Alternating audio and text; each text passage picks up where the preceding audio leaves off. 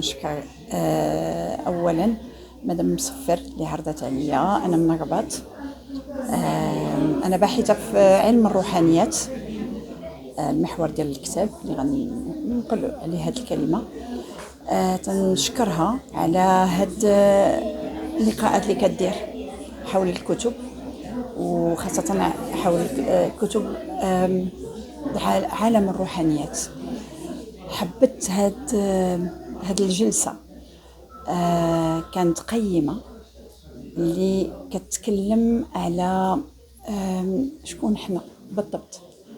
نحن الحياة اللي قالت الكاتبة الدكتورة. نحن الحياة. كان حوار شيق، كان تدخلات استفدنا بزاف. كانت أسئلة اللي عندها أجوبة، وكانت أسئلة اللي ما فهموهاش الناس، لأن علم الروحانيات ماشي سهلة باش يفهمها الواحد، خصو يعيشها، تجارب اللي خصنا نعيشوها. حضر لي الشرف اللي جيت وتلاقيت ناس جداد، ناس واحد اخرين. انا دائما عزيز عليا نتعرف على ناس جداد ونخرج من داك المحيط ديال دائما، وماشيه بواحد الفرحه اكثر من اللي جيت بها، بواحد الشوق اكثر باش نزيد، باش نعاود نقرا هذا الكتاب ونعاود ندرسو ونعاود نعيشو، لان فيه بعض التجارب وكتقولنا ها شنو ديروا دونك غادي نعاود نطبقو. وهذا كان جميل جدا. Je suis docteur Amrani Mansouri Idrissi Fatem Zahra, gynécologue obstétricienne. Je remercie Madame Msfer Saïda pour le café littéraire. Elle a organisé la signature d'un livre que j'ai écrit. Ce livre s'intitule Vous n'avez pas la vie, vous êtes la vie.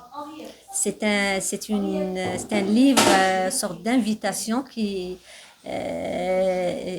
nous dit qu'on n'est pas séparés de notre essence vitale.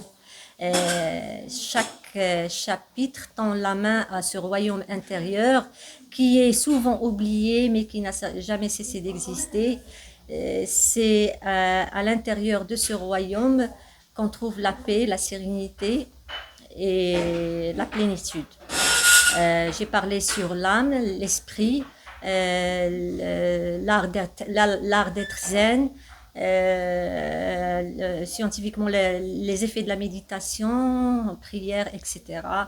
Les études scientifiques sur l'allongement des télomères, ces télomères qui se raccourcissent avec le temps quand on vieillit. Avec ces méthodes, les télomères peuvent se rallonger. Avec la méditation, avec on peut aussi dire la prière.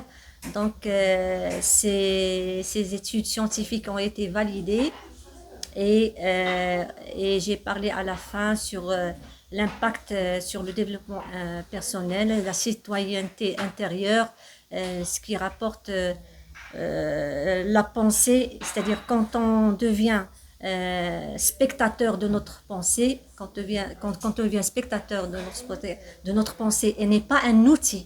On n'est pas un outil de la pensée, on n'est que des spectateurs, parce que la pensée, elle crée l'émotion, l'émotion, elle crée l'action, et on passe à l'action. Donc, cette conscience, quand on devient conscient de cette conscience, on est libre.